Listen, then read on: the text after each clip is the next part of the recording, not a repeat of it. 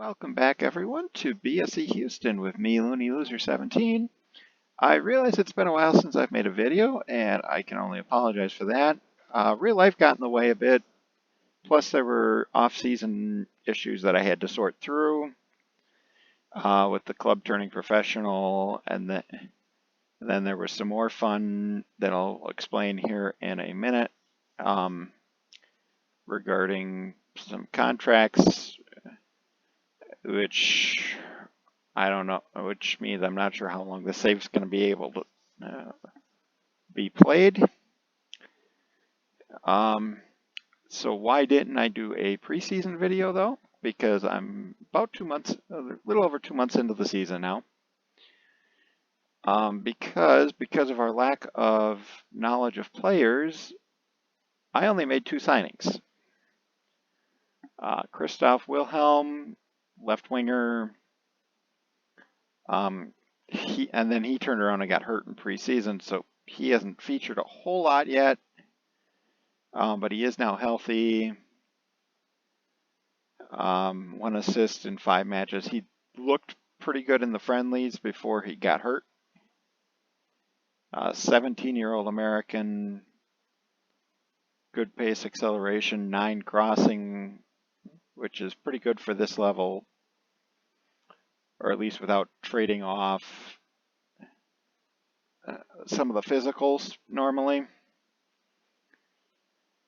So I have high hopes for him. He actually was intended to be the starting left winger over Craig. But of course, with Wilhelm being hurt, Craig has seen a fair bit of action.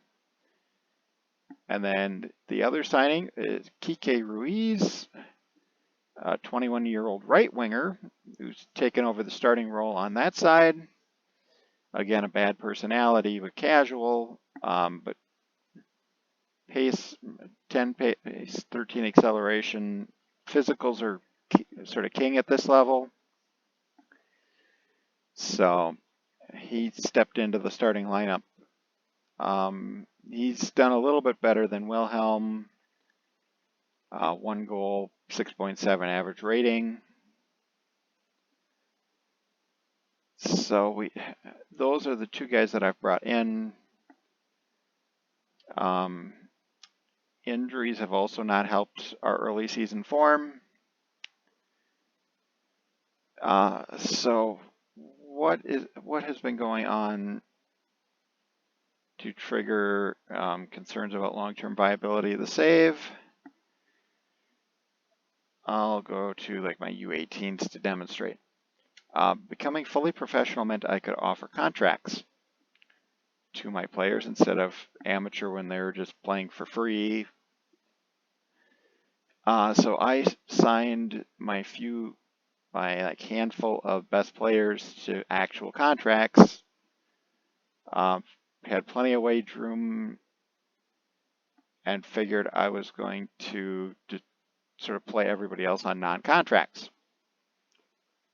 Then the season turnover happened, and all of a sudden I was like $6,000 a week over my pay budget.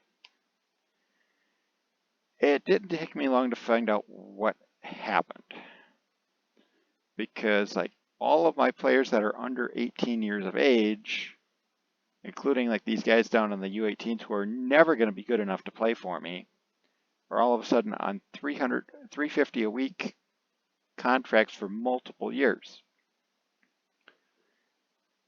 And I've offered these guys out as much as I can for transfers, for loan. Not even non-league sides want them. They're that bad. Contrast that with, let's say here, Ronald. I'll pull up Ronald because he's like the star striker. He's on $210 a week. He's actually on a two-year deal. Okay, 1 to 2 year deals was like all I could offer. So my unplayably bad players are making almost $150 a week more than my actual good players.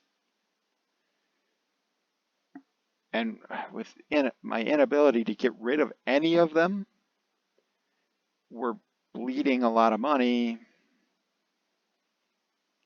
So yeah, a payroll budget of $39.45. We're spending almost 10.7K per week. That's financially not sustainable over an extended period. So this season, I not only need to try to push as deep into cups as I can, I also absolutely have to promote for this save to remain remotely viable going forward, is the way I'm looking at it. Right now, after 9 of 31 league matches, we are in 8th, but we're only 3 points back of 4th, which is the promotion spots. So how have we gotten there? After some sort of mixed results in the friendlies, competitive matches start with a 1-0 win over FC Santa Clarita in the Lamar Hunt Cup first preliminary round. I'm trying to remember, I think they were a tier above us. Yeah, they're Netflix League 1. Actually, I haven't looked. How are they doing? They're pretty solidly mid-table. Morse from the spot in the 67th minute with the lone goal in that match. Followed up by a familiar opponent to open the league campaign, East Valley FC. They were the same league opponent for our league day opener last season, and we put up a similar scoreline. A 4-2 win. We were actually 4-0 up in that match before they scored twice fairly late. Ronald with a brace, Atkinson and Crompton also on the score sheet. And with the cup going on, that meant we were playing like every 3 days at this point, 3-4 days at this point. So a lot more rotation going on than normal.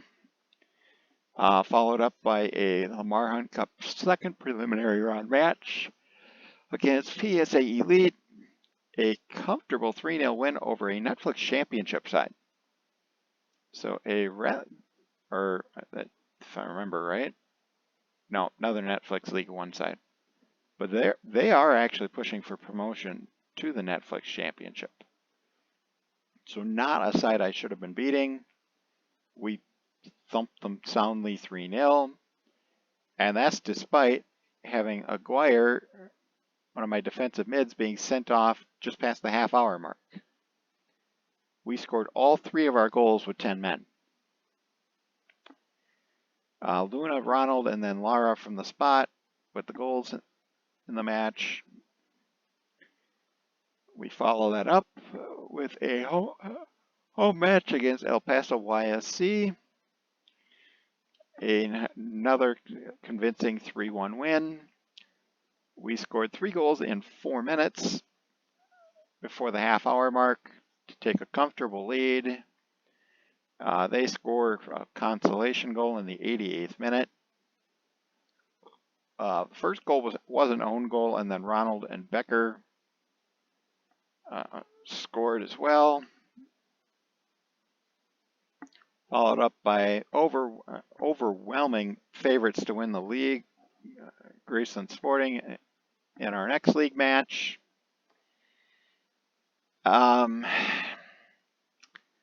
We did not play particularly well. It showed. But we kept it 0-0 until late when they got an 86th minute winner. Rather unfortunate. I'm trying to look here. No, that was mostly starters in that match. Followed up by a Lamar Hunt Cup first qualifying round match against Shoshone Arafo. This was a Netflix championship side. I played a couple of those. That's why I was remembering that. We walked out 3-0 winners. Castillo, Lewis, and Lukic with the goals for us. Was that the point?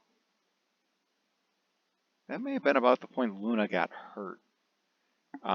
Yeah, Luna's hurt right now, so my leading scorer from last year's out for an extended period. Not as bad as Aguirre, though. More on that in a moment. Followed up by a league away match with FC Harrington, which was actually ahead of us in the league at the time, even though they were mid to bottom half side last season. Match ends up 2-2. This is actually the match where Aguirre got hurt. His season is effectively over.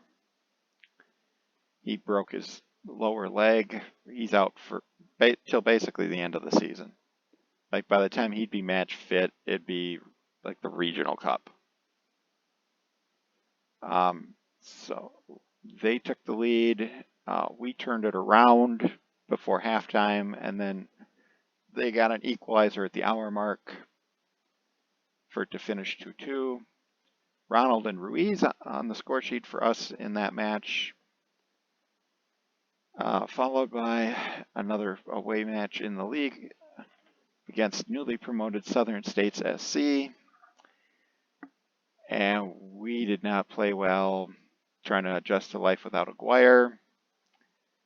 They scored just past the half-hour mark and hold on to beat us 1-0.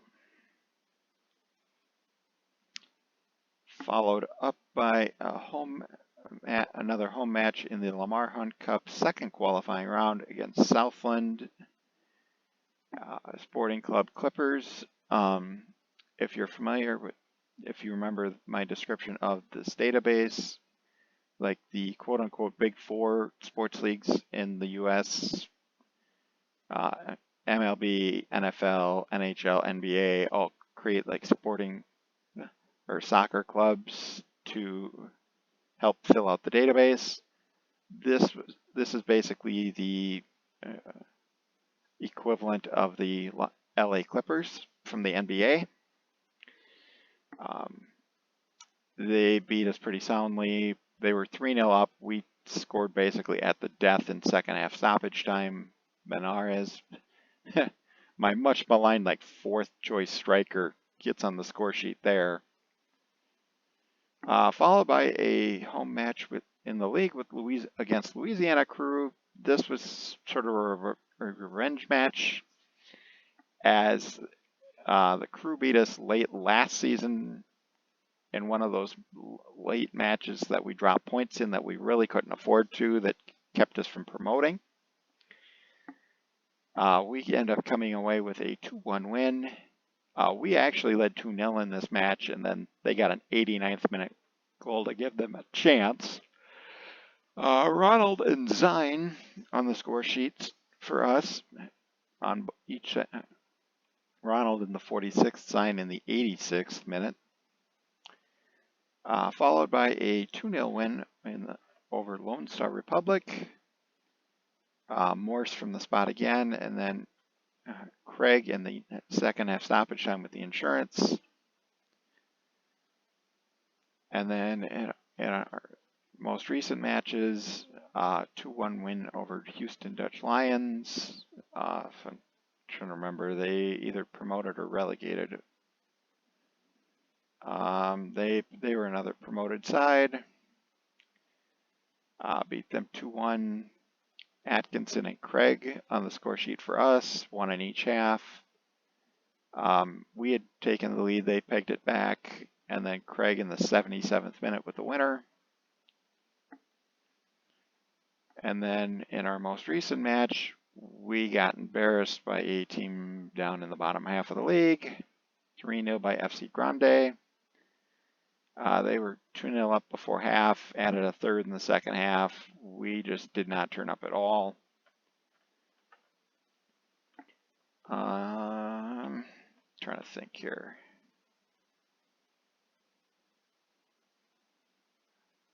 Okay, I'm trying to. Let's go with the 3-0 win over Shoshone, as one of the matches we'll show the goals from.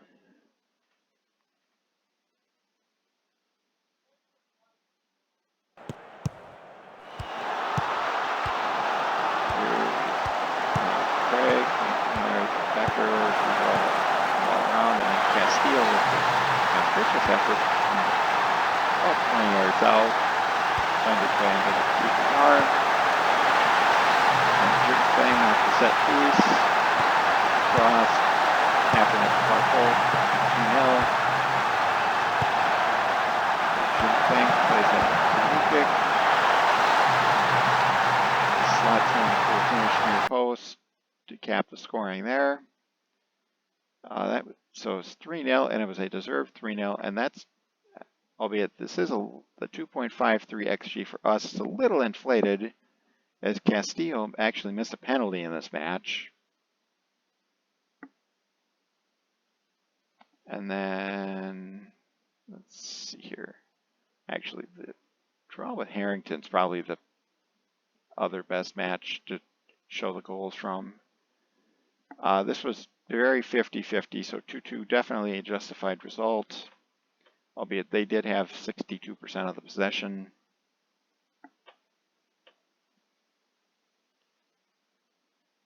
In the match. So,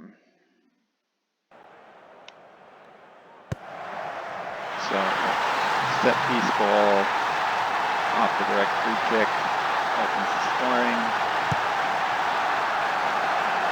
Torres fixes it up. Ronald gets on the end of it. Keeper assist there. Ronald slaps it home. Keeper's not sure which way to go. Morse gets the ball out on the wing here. Just on first half Soccershine. Wilhelm with the cross to Ruiz, one way or the other. Puts us 2-1 in front. And then around with it. The center back fell asleep. Hume lifts one over the keeper for the equalizer. Match finishes 2-2.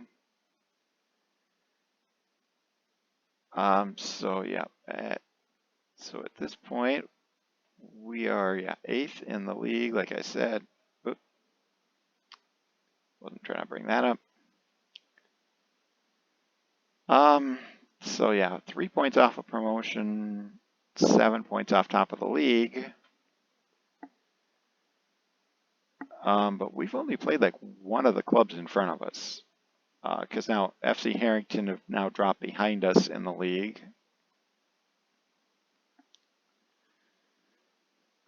So who has been performing?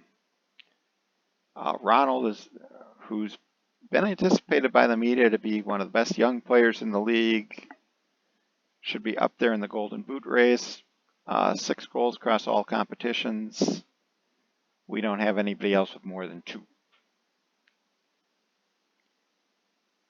And then as far as assists goes, Jing Feng producing again 3 assists. Craig Garcia, Shea, and Becker all with 2. So that's both starting fullbacks and a midfielder and a wing. Average rating wise, Lukic in 1 appearance off the bench with a 7.2.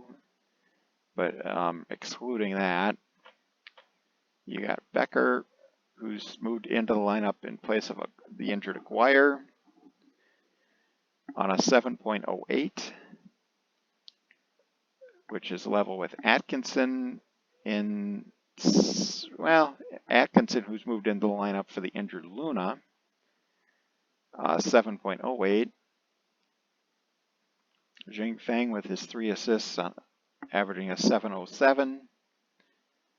Menares with just a couple of appearances, also on a 7.07. And then Ronald, 7.02. He's played like almost every match.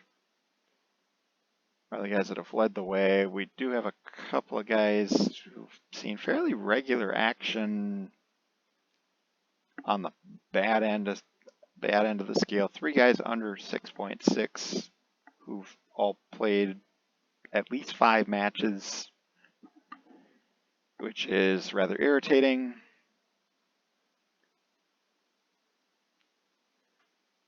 Sort of sums up, okay, where things are there.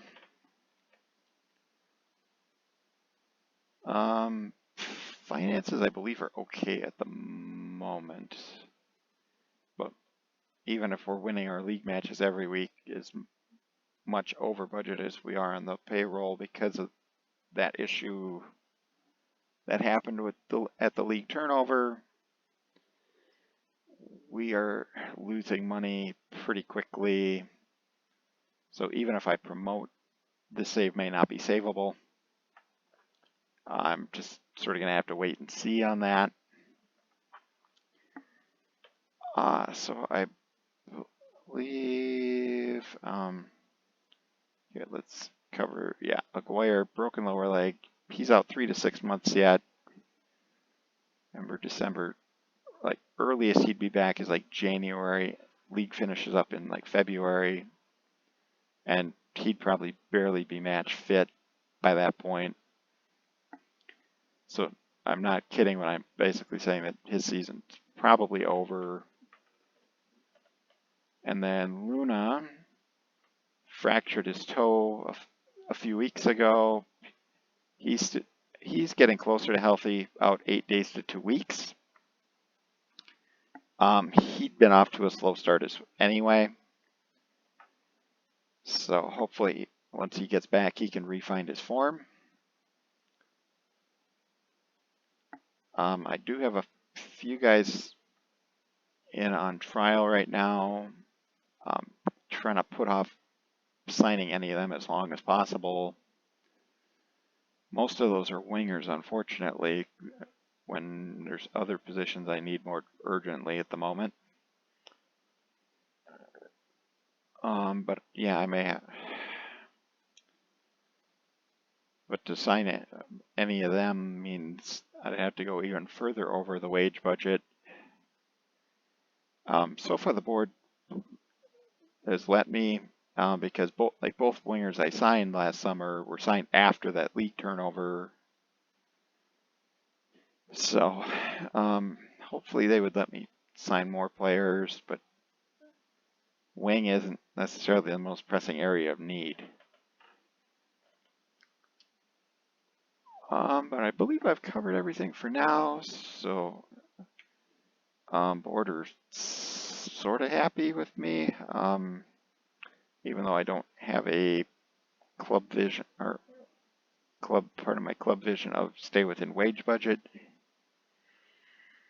I suspect that how far over the wage budget we are is sort of playing, at least to a small degree, into the board's opinion of my performance. But we will be back in a couple months' time, presuming I don't get the sack by then, because that C+ rating, that's not the best for your job security. So until next time, I will see you in the next video. Thank you all for watching, and have a great rest of your day.